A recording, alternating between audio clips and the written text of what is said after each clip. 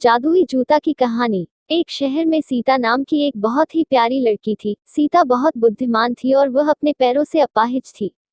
सीता रोज सपना देखती थी कि वह नाच रही है, दौड़ रही है, लेकिन जब वह उठती है तो उसे अपने अपाहिज होने की बहुत दुख होता है। सीता अपने माता पिता की सभी बातों का पालन करती थी, जैसे सब्जियां खाना, होमवर्क करना, पौधों को पानी देना आदि। इसलिए सीता अपने माता पिता को बहुत प्रिय थी। माता पिता सीता को बहुत खुश रखना चाहते थे, इसलिए कभी सीता को समुद्र तट पर तो कभी पार्क में ले जाते हैं, लेकिन सीता खुश नहीं थी क्योंकि सीता का कोई दोस्त नहीं था। एक बार की बात है, सीता अपने स्कूल की कक्षा में बैठी थी और उसका ध्यान बाहर के बच्चों पर था।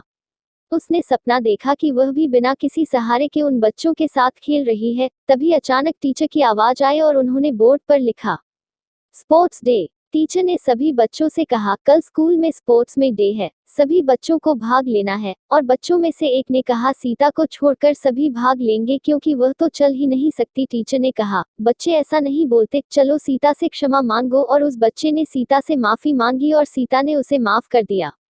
स्कूल खत्म हो गया था और सीता उदास होकर स्कूल के बाहर एक पेड़ के सामने बैठ गई। आसपास कोई नहीं था। दुखी सीता फूट फूट कर रोने लगी। तभी अचानक उसे एक आवाज सुनाई दी। वह इधर उधर देखने लगी पर उसे कोई नजर नहीं आया। अचानक उसने महसूस किया कि शायद बेंच के नीचे से आवाज आ रही है और वह नीचे झुक गई और उसने देखा कि एक कबूतर बेंच के नीचे फंसा हुआ है। सीता ने कहा, तो तुम यहाँ हो, शायद तुम उस घोंसले से गिर गए हो और यहाँ फंस गए, चलो मैं तुम्हारी मदद कर देती हूँ। सीता उस नन्हे कबूतर की मदद करने लगी। उसने उसे प्यार से उठाया और उसे बेंच पर रख दिया। और सीता ने कहा, चलो अब तुम अपने घर जाओ। यह सुनकर कबूतर अपने घोंसले में चला गया और कबूतर की माँ उसे देखकर बहुत खुश हुई। कबूतर की माँ ने सीता से कहा, धन्यवाद, तुम बहुत अच्छे हो, तुमने मरे और मेरी बच्ची की मदद की। मैं तुम्हें एक उपहार देना चाहती हूँ। इतना कहकर मम्मी कबूतर अपने घोंसले के अंदर चली जाती है और अंदर से एक सुनहरा जूता लेकर आती है।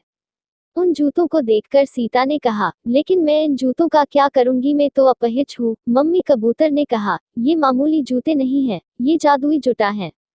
इन्हें पहनकर तुम चल सकोगी, दौड़ सकोगी और जो चाहो वह कर सकोगी। सीता बोली, सच में? सीता के पैरों में ये जादुई जूते पहनते ही वह सच में चलने लगी, जिसे देख वह बहुत खुश हो गई। जूते पहनकर सीता अपने घर पहुंची। उसके मम्मी पापा पहली बार सीता को चलता देख चौंक गए। वह अपने आंसू रोक नहीं पाए।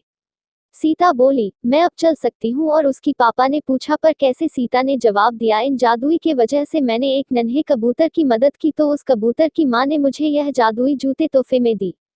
अगले दिन सीता स्पोर्ट्स डे में भाग लेने के लिए गई तो सभी लोग सीता को देखकर चौंक गए।